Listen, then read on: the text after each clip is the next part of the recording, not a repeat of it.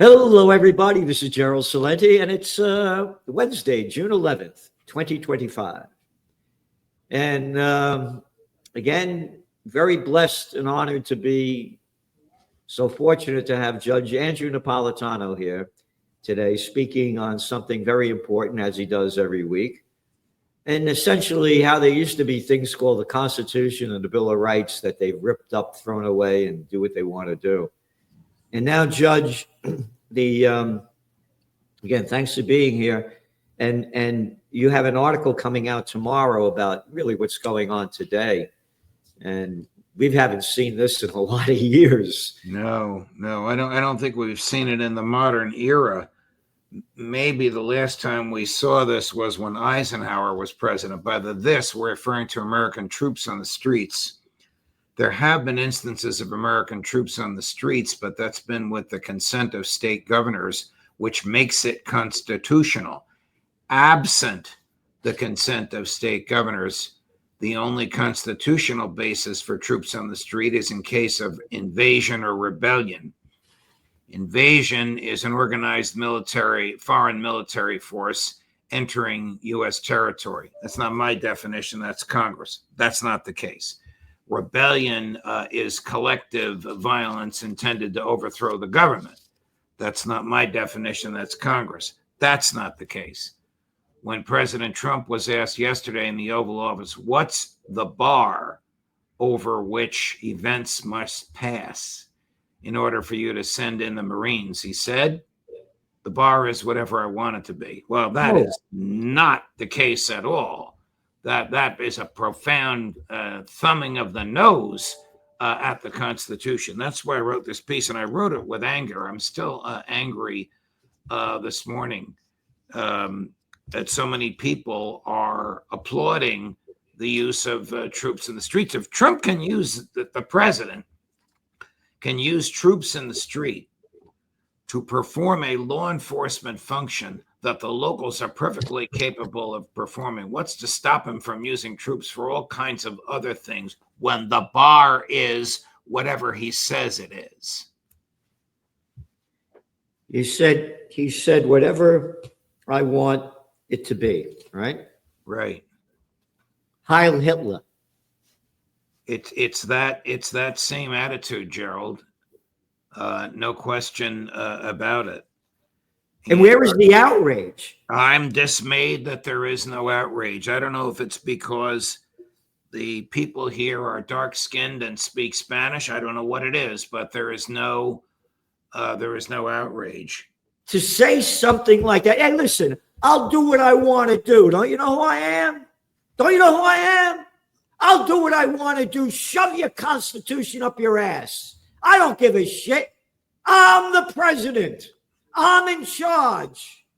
I'm a little spoiled daddy's boy whose daddy left him over $500 million to the family. A guy born on third base and thought he had a home run. A bad attitude. Well, that's what we have in the White House right now. There is litigation tomorrow in a federal court in San Francisco. I don't know if the judge has the courage to enjoin the use of the troops. I'm sure this will end up in the Supreme Court unless all the conflagration there dies. Look, the duty of the government is to protect our rights. That includes free speech. The duty of the government is to protect the rights of those who are there to protest these warrantless ICE arrests. I'll say it again, warrantless ICE arrests. ICE is going in and saying, who speaks Spanish? And if they think you speak Spanish, they arrest you. Yeah. Even if you're an American citizen, they arrest you. So the situation is deplorable. Even if the situation were amicable, people have the right to free speech. When the government says this is a no free speech zone, it is suppressing the free speech of those who want to challenge the government, because there are some crazies there that do want to cause violence. Those people should be stopped and locked up and prosecuted. But the rest of the people, the overwhelming majority who want to say to ICE, enough is enough, have the absolute unfettered right to do so. You're right here. Thus, we can see that federalizing of the National Guard, which transforms them into federal troops, actually disables them from performing law enforcement duties, which they could lawfully have performed when under Governor Newsome's command. Moreover, there is no invasion or rebellion as the laws define them, which you said. There is no lawful basis for all these troops on the streets. You may not think much of Governor Newsom. He's a classic California liberal, but he is the governor. He is the commander-in-chief of the National Guard. When he commands them, they can engage in law enforcement. They can direct traffic. They can arrest people that whose crimes they observe. They can prosecute the arrest. When Donald Trump commands them, they cannot engage in law enforcement because federal law prohibits using federal troops for law enforcement purposes. I don't even know if he knows that. I'm beginning to think he just sent there because he is the president, as you just said, and he wants to show the power that he has. I think he relishes the confrontation with Governor Newsom. And Newsom's no saint either. Newsom would relish being arrested because that would increase the confrontation with Trump and make him a hero to all the progressives on the left. This is going to, by the way, this is going to pump up the popularity of Newsom. Gruesome Newsome, I call him. And another arrogant piece of scum, by the way, when you talk about the Constitution. Hey, I'm in charge. Close down your businesses. Do this. Remember, he was a proponent of the COVID war. It was the first state that locked down. For everybody but himself. Yeah. We're having a party up at what was that place that the French Laundry, the most difficult restaurant to get into in the state of California. Yeah, it's like $400 a plate. Yes. Yeah, an arrogant piece of scum, and now this little slime ball is going to be the leader of the Democrats on who they're going to run for president the next time. Oh boy. Well, the people get what they deserve. They'll vote for the person that they want. But the least they can expect is basic compliance with the Constitution. To basically say, I'll make up my own law is to reject the oath that the president took to preserve, protect, and defend the Constitution, and to enforce federal laws faithfully. Madison insisted on the word faithfully in the presidential oath because he quite properly knew there were laws that presidents wouldn't like, but they still have to enforce them. And one of those laws prohibits the use of troops for law enforcement domestically. By the way, with all due respect, you called Gruesome Newsome a liberal. Here's the definition of liberal. Willing to respect or accept behavior or opinions different from one's own, open to new ideas. Well, that does not describe him at all. And that's what's happening. People are using that term liberal to describe these little low-life pieces of narrow-minded scum on the so-called left, relating to or denoting a political and social philosophy, you ready? That promotes individual rights, civil liberties, democracy, and free enterprise. Well, that is the original definition of liberal, from which the word libertarian is derived. Exactly. And you're angry, you said, and I'm angry. And as I keep saying, he who is not angry when there is just cause for anger is immoral. Why? Because anger looks to the good of justice. And if you can live amid injustice without anger, you are immoral as well as unjust. St. Thomas Aquinas, yes. And there's the people, there's yourself, Scott Ritter, Phil Giraldi, Blumenthal, a bunch of us, we're angry about what's going on. but we're a minority, a very tiny minority. Because what this guy, Trump, oh, you see how Musk backed down now? Yes. Yes. Musk is learning the lesson of the Russian oligarchs that tried to use their money to take on Putin. When money confronts power, power wins. And he's concerned about all these deals he got with the government. Correct. All the hundreds of billions of dollars of deals. Judge, when you wrote this article, again, slouching toward authoritarianism. And we're not slouching. It's already happened in front of our eyes. If you look at the last line of the article, it's not a slouch. It's one giant leap. And a leap toward authoritarianism is probably irreversible. And look what he's done, what Trump's done to all these universities. Same How thing. dare you speak about genocide? You're an anti-Semite. How dare you be in favor of a Palestinian state, something that has been the public policy of the United States of America and remains the public policy of the United States since 1948. Say that on the Columbia campus, and Trump will take money away from Columbia University for not silencing you.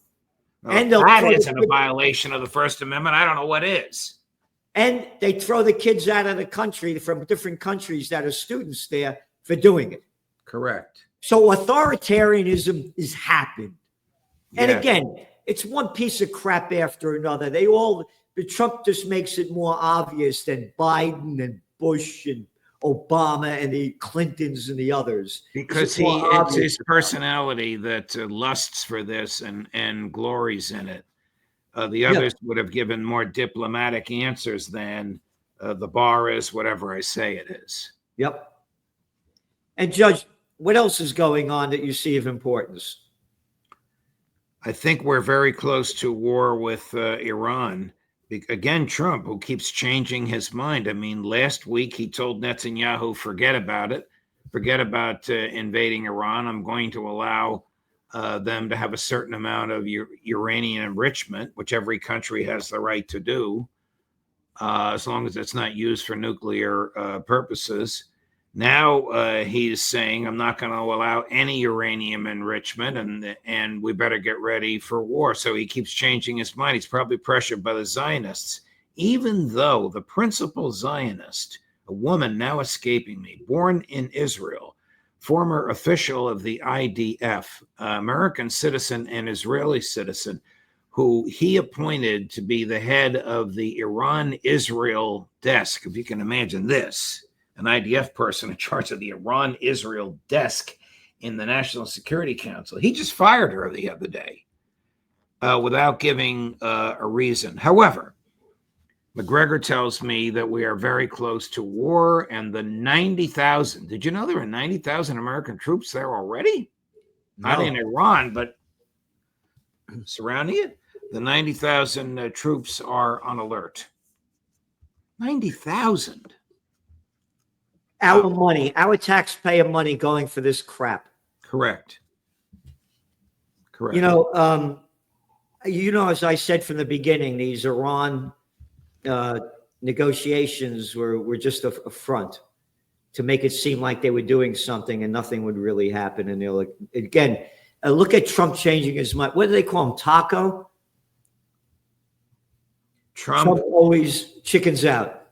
Correct. He hates that because of the Mexican implication of taco, and because this assaults his manhood, claiming he chickens out. You know where that taco nickname originated? Wall Street, amongst the bankers, because of all the tariffs he imposed, and then a week later reduced them. Yeah, and now look what's going on too with the Israel war, the genocide war. The United States vetoed the UN resolution last week. This is the cover of the Trends Journal this week. It just went out yesterday. Right. U.S. vetoes UN Gaza ceasefire resolution. Right. Keep the genocide going. It's the Biden-Trump way.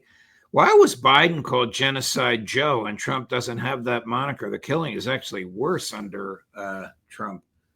Trump, Biden stopped sending the 2,000-pound bombs that Trump said, keep is the 2,000-pound bombs. Keep destroying Gaza, bomb Lebanon, bomb Syria, do what you want. And now the BS coming out is that Trump is telling Netanyahu to end the war. Right?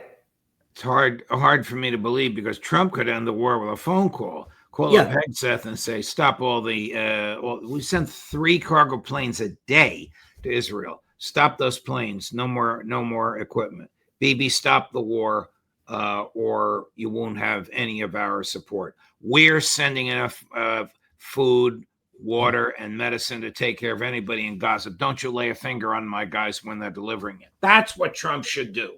He's not going to do it. No. Again, they veto the ceasefire agreement. Clear in front of everybody's eyes. No news about it. When that happened, Judge, it was buried in the toilet paper of record, the New York Times. Yes. Buried. Yes. It's not news. And so and then you were talking about 90,000 troops in the Middle East. Yes. You know, I launched Occupy Peace over a decade ago. And of course, you've been a speaker here dozens of times. And one of the foundations of Occupy Peace, close the bases overseas. Yeah. Have no business being there.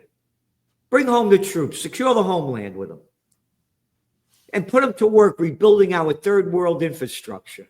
Everywhere I go, boom, boom, boom, boom, boom, boom, boom, boom, the roads. It's a joke. Drive on 9th Avenue in Manhattan. You need a tank.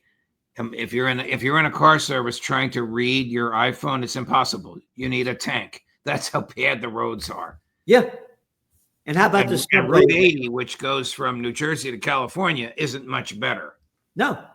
The throughway over here. It's a joke. Yeah. It's a joke. A sick joke. As they're stealing what? Trillion but Gerald, the phrase 1 trillion sounds so nice to the president's ears. What is that?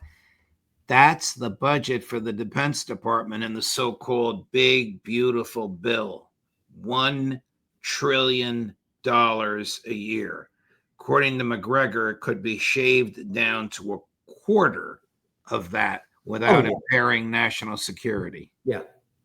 Again, bring home the troops, secure the homeland, end of the story. Oh, look at this stupid crap with this golden dome. First of all, it would, according to Professor Theodore Postal of MIT, you know what it would cost? $40 trillion to build. These people are crazy. And Postal says it would take 10 or 15 or 20 years. And a waste of money. Correct. A waste of money. With New Millennium Warfare, it's a whole different deal. Judge, thank you for all that you're doing. Everybody that wants to know what in the world is going on in geopolitics that you're not going to hear anywhere else, you got to go to Judging Freedom. Today, Colonel Douglas McGregor and our friend from the Ron Paul Institute, Dan McAdams. Oh, great. Great. Yeah. Judge, thank you so much for all that you do. Thanks for being on. And everybody, do what you can do to help bring peace on earth, goodwill to all. Because if you don't unite for peace, it's going to be the end of life on earth. Thank you, Judge. Thank you, my dear friend.